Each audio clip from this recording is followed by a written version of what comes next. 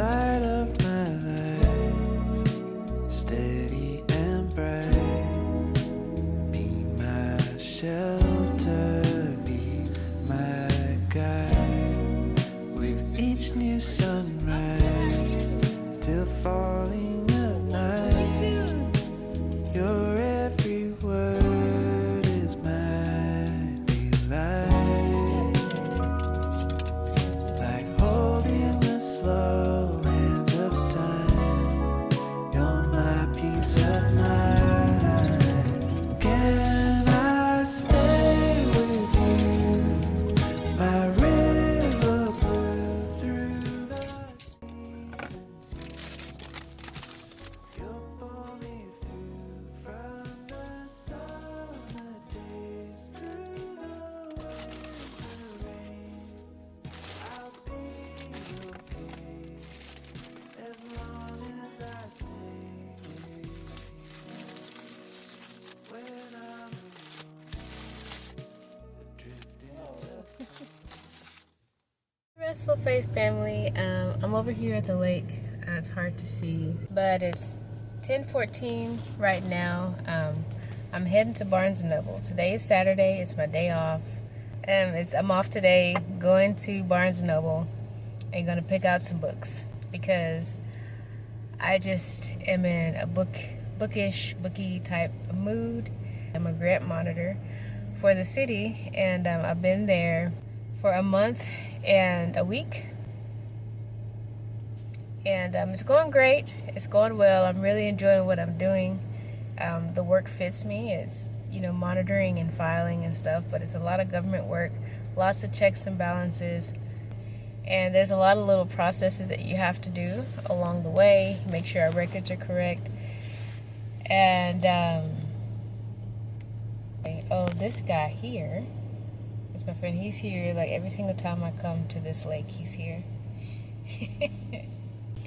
It's a lot, and all of a sudden it seemed like everything just came at once because there's a lot of hands involved. There's a lot of signatures needed, and there's a lot of working with landlords and clients and things to make sure all the information is correct and is in compliance with the standards with HUD standards, housing standards.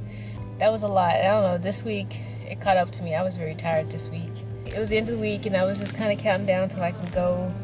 And all I did last night was just lay down and sleep, and just lay for the most part. I think I was getting a little stressed because I was like this, just carrying it in my neck is what usually happens. And so I was like this, and then my neck didn't start getting released and loosed until after I was spent a few hours back there. Just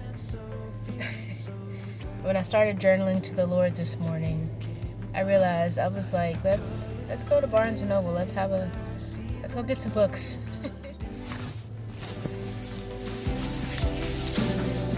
I'm finally living since you pulled me out of my old ways. You've changed so vague in my heart.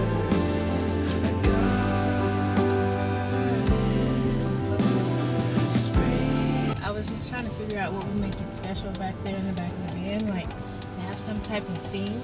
And I remember when I used to work at this place called Hastings, and I was the cafe manager, coffee shop manager. I worked at the Hastings Hardback Cafe. Hastings was where you can, you bought movies, where you can rent movies. It was a place where you can bring your old games and bring your used games and your used books. And they had a big magazine collection. You can get all kinds of magazines at Hastings. And then at the end, they had a coffee shop. Kind of like Barnes & Noble, basically. I haven't been to Barnes & Noble in years. I figured I want to make the space back there. I want it to be books, magazines, and, beverage station. I was just the cafe manager there for years. I went home smelling like coffee every day, and I loved it. It was not a problem. I never got sick of smelling like coffee all the time. So, but I wanted to, when you open it up, it feels like a living room.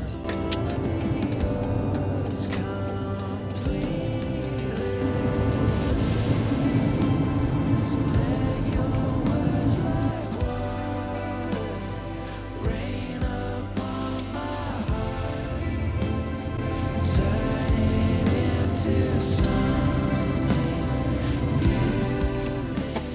This may be a little off topic, but I don't know, like turning into that corner, this is what God has been doing in me. All my life, I feel like I would apologize. You know, I've heard people tell me, stop saying sorry, stop saying sorry. And I'm like, I'm sorry, you know, saying that after everything. It's like I'm apologizing for existing. And I realized that I've been apologizing for existing, apologizing for being in your space, you know, and that's how I've conducted myself, you know, driving around and just being indecisive with people, talking to people. And what God has done in me, you know, especially with this job, what he's done on the inside of me, just letting him do his work, he's bringing a confidence out in me that he's been getting rid of the fear.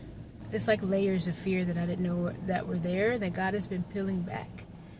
That was a layer, and it's been a big layer, and it's been there for as long as I can remember, so I didn't even realize it was there.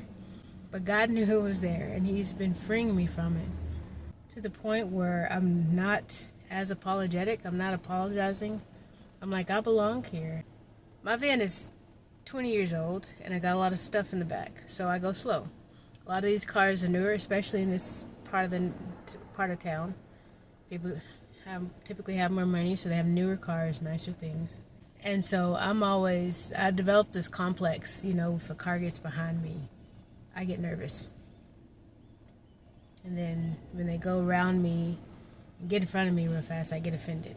I've noticed now, just over time, gradually, that getting up out of, and just being out of that time of the Lord, just being okay, and then just noticing, like when I turned in, just noticing that I wasn't apologizing for being here.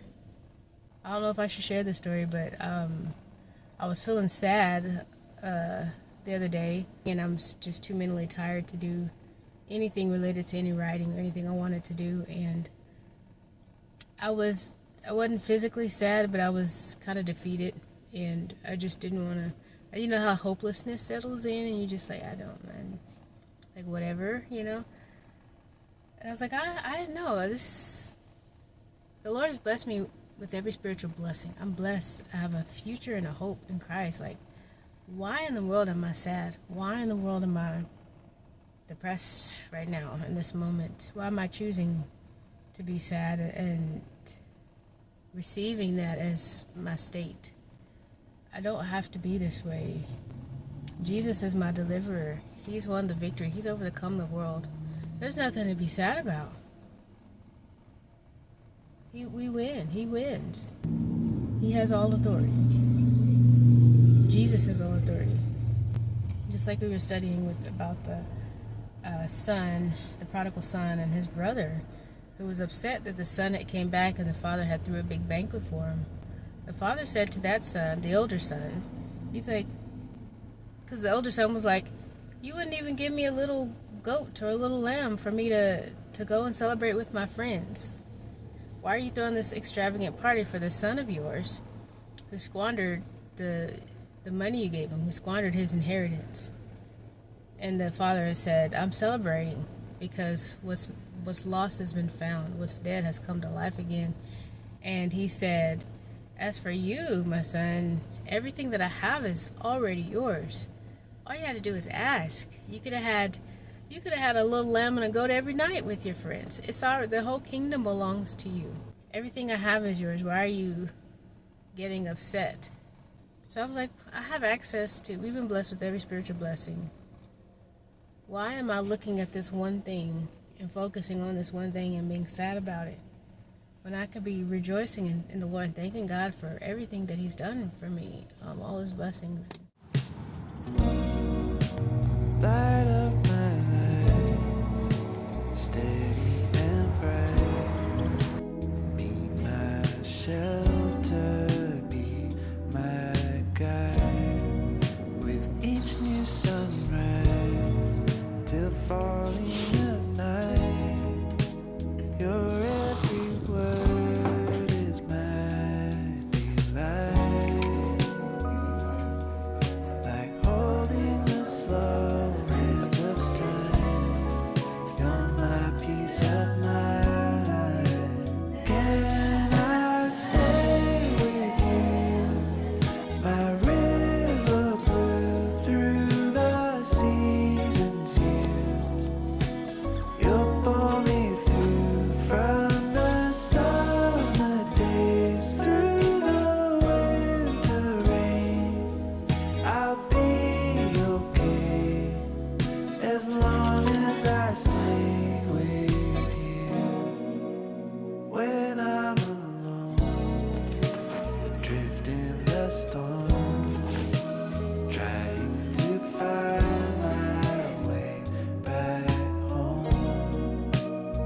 starts to rise, singing sweet lies, and suddenly I'm back again,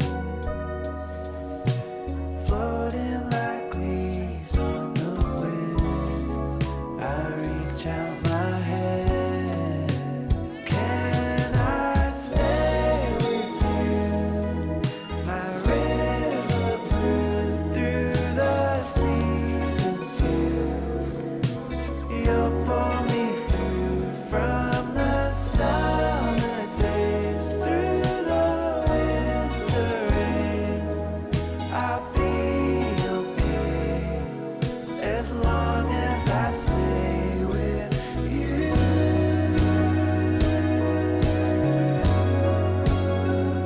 Stay with you.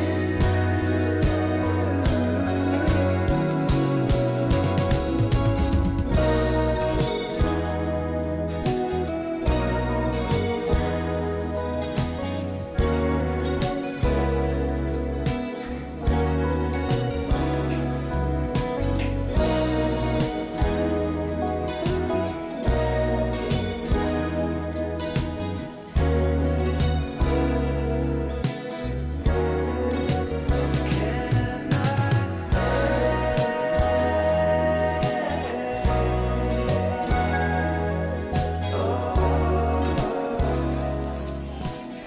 That was fun.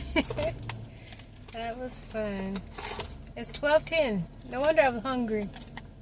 It's about 2 hours I spent in there just walking around. I came out with 3 books. So these spoke to me. It's hard to find a book because you want a good story, but you also want a beautiful cover. And these books don't have the best covers.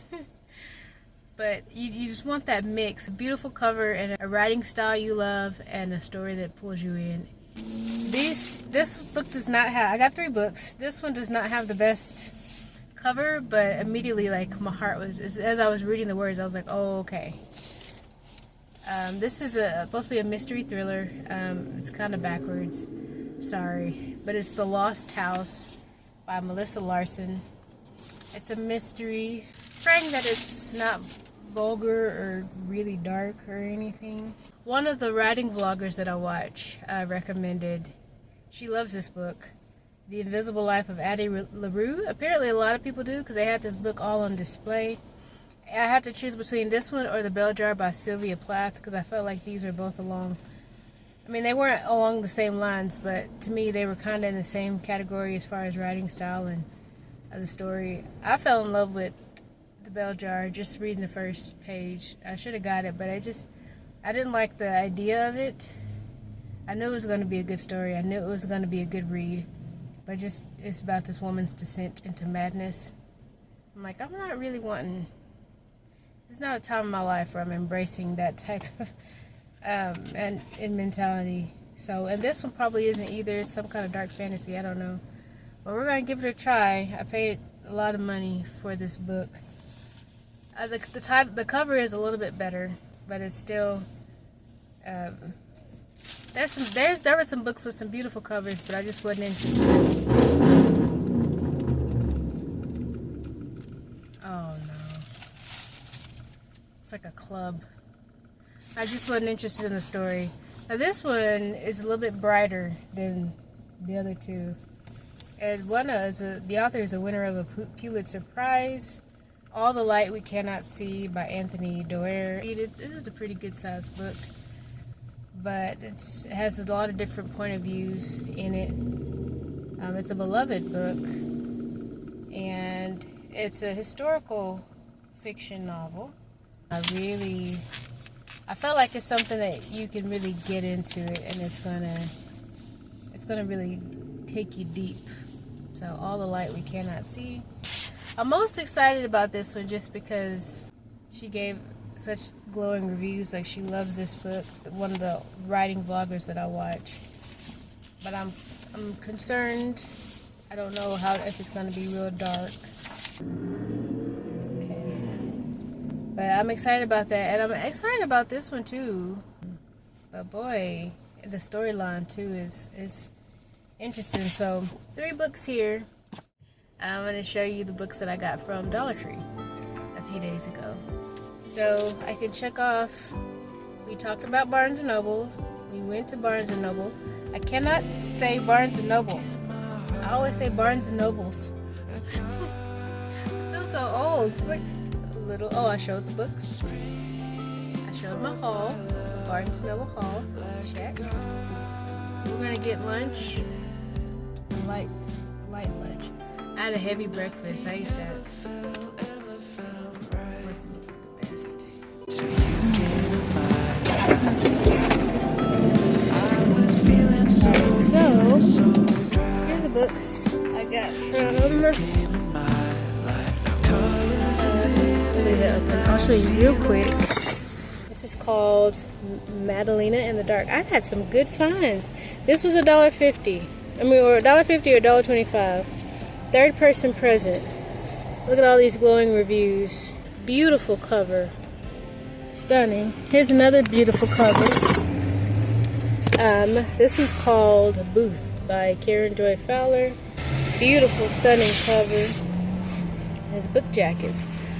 And these are hardcovers. Those I paid $20 for those paperbacks, and these are hardcovers, and I paid $1.50. And then the other book I got, this cover is not so beautiful, but boys, has a very interesting story called The Cabin at the End of the World. You might have heard of it, I don't know. But it's now a major motion picture. Not the best looking cover, but I think this one's in first person. Yeah, Leonard shouts. That's enough. His voice deep, percussive, slightly unhinged, is shocking. Yeah, Eric pinches some of Andrew's leg hair between his finger and yanks quickly. Ouch, you're such a bully. That's weird. What a weird. Okay, I hope that book is okay. And then lastly we got, see, this one is third person present. This one is, in the morning, Rosalie makes the children breakfast and sees them off to school. Third person present. And at Vespers that evening, Madalena ignores Chiva's beckoning and slides ascend to the pew next to Lisa, brushing a little stinger against Lisa's skirt. What in the world? I don't know what this is. That concerns me. Anyway, and then this one's a little bit darker. The cover is not the best. Oh my gosh, apparently I need to be reading about people going, because I was drawn to Sylvia Plath and the bell jar. I might need to go back and get the bell jar. Maybe that's part of my ministry. I don't know. I'm leaving as I walk through the parking lot of the Intermountain Medical Center. Finch in his car seat. See, all four of these are. This one's first person present. Looks like the rest of these are third person present. Yeah, I'm tempted to go back in and get get the bell jar, because it's a classic. But got a ton of books to read, so the summer reading is going to be on point. That's all I have to say. And we got more. We can peruse Dollar Trees and get $1.50. Get amazing books for $1.50, $1.25.